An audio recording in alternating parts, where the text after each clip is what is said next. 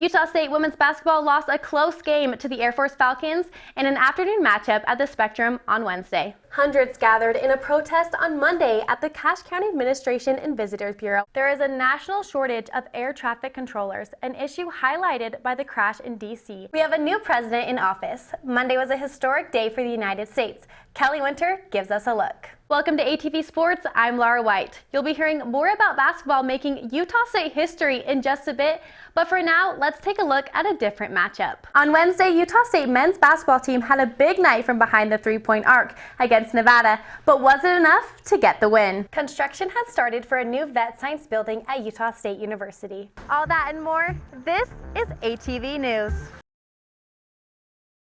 I'm here on the third floor in the Senate's chambers. This is where they host their meetings. You can see behind me the old Executive Council's pictures, and now that we have a new USA student government, their photo will be hung right here. Coming up, we have Utah State gymnast Brianna Brooks in the studio, and she'll be talking about the award she won at the conference and the victory. Aggie basketball player Dexter Acano had a career night.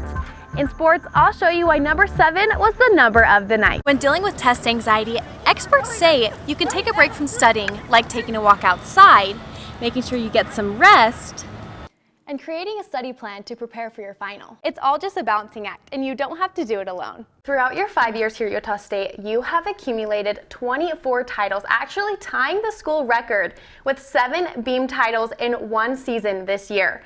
Looking back at your freshman year, how have you grown as a gymnast and as a person?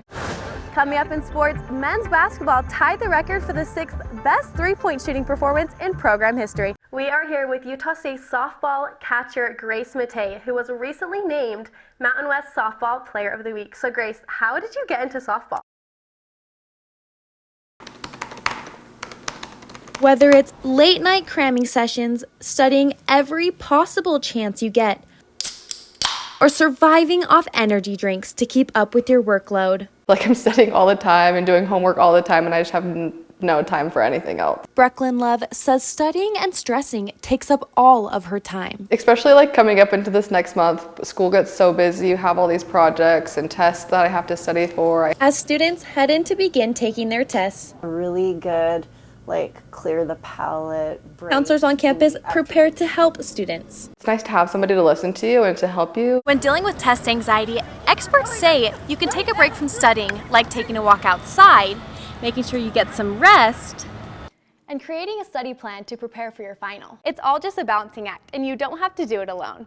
Test anxiety is something that you can learn specific, concrete skills to manage. There's no need to suffer your whole time at USU. With Monique Frazier is just one of the many counselors at the Counseling and Prevention Services, or CAPS, on campus. If you're nervous about upcoming finals and you struggle with test anxiety, come stop by or call CAPS. Frazier says she encourages students to come into the TSC for help, especially when we always see spikes in anxiety and sometimes in depression as we approach finals both semesters. But for those who aren't ready to go in just yet, CAPS' self-guided resource website has a dedicated section for dealing with test anxiety. It helps students learn to replace negative, unhelpful thinking with healthy thinking.